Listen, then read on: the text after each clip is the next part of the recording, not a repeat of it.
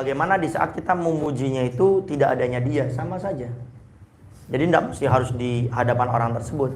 Sehingga kita ini yang pengen muji orang tuh biasakan mengucapkan Masya Allah.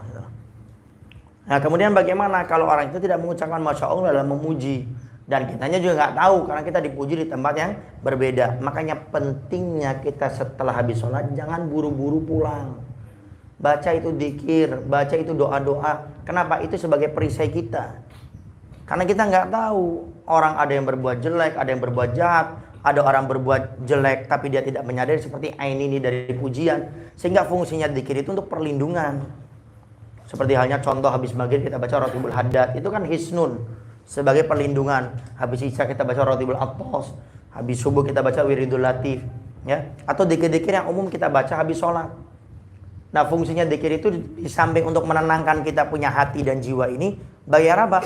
Menjadi perisai, pelindung bagi kita. Kemudian doa setiap habis sholat. Karena termasuk doa yang paling cepat dikabulkan sama Allah itu setelah sholat 5 waktu. Kenapa? Itu di saat kita melaksanakan kewajiban menghadap Allah. Kurang apa lagi coba? Kewajiban sudah kita laksanakan sama Allah. Kemudian setelah itu kita baru menghadap Allah Subhanahu wa taala. Maka di saat itu jangan buru-buru. Al-Fakir pernah mendengar Habib Ali Al-Hamid Malaysia sleting sama Habib Budes Baharun waktu mondok di Habib Hadramaut Yaman. Itu beliau mengatakan manusia yang tidak punya akhlak, yang tidak punya sopan sama Allah itu orang yang habis sholat langsung buru-buru pergi. Seakan-akan dia nggak butuh sama Allah, padahal dia baru ngadep sama Allah. Memang doa tidak mesti harus habis sholat, tapi ini etika akhlaknya gitu loh. Kayak contoh, kita masuk ke rumah orang nggak mengucapkan salam, nggak apa-apa. Cuma etikanya kita nggak dapet. Apalagi ini etika akhlak sama Allah. Sehingga pentingnya dzikir, pentingnya kita berdoa, yaitu untuk melindungi diri kita. Karena namanya melindungi itu kan kadang-kadang kita nggak tahu kapan itu akan datang. Cobaan, musibah. Nah kalau ingat yang terakhir tsunami di mana itu? Aceh. Bukan yang Palu ya, di Palu itu ada apa? Pondok pesantrennya Habib siapa itu yang Al-Jufri ya kalau nggak salah ya. Itu samping kiri kanan semuanya kena. Kecuali pondok beliau, sama sekali nggak ada yang kena. Jadi seakan-akan itu di pondoknya itu kayak ada benteng. Pada kiri kanan depan belakangnya semuanya kena tsunami.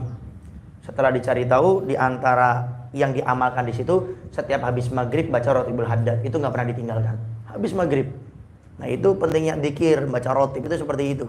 Ya, karena dzikir yang kita baca ini itu sudah perlindungan, apalagi yang dibawa sama orang soleh. Siapa nggak kenal Imam Haddad? Seorang wali kutub di zamannya 60 tahun paling lama jadi wali kutub. Jadi wali kutub ini makom wali yang paling tinggi. Setiap zaman cuma satu orang, nggak ada dua. Kalau kita mudahkan rajanya para wali. Saat itu Habib Haddad dan paling lama 60 tahun. Padahal beliau buta di usia 3-4 tahun sudah buta.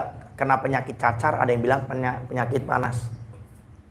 Usia 6-7 tahun, tamyiz, sholat sunnahnya sudah 200 rakaat. Di saat 13-15 tahun balik, sampai meninggal dunia, sholat sunnahnya 1000 rakaat. Semua sunnah Nabi sudah beliau kerjakan, semuanya. Makruh dalam hidupnya nggak pernah dikerjakan.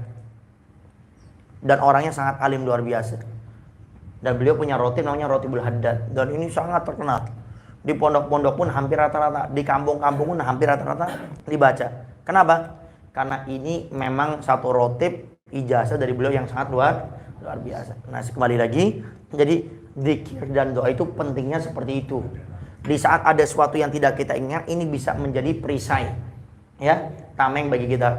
Contoh di Pondok Al-Fakir di Dalwa, itu kita nggak pernah diajarin kayak ilmu tenaga dalam yang, loncat ke sana. Enggak.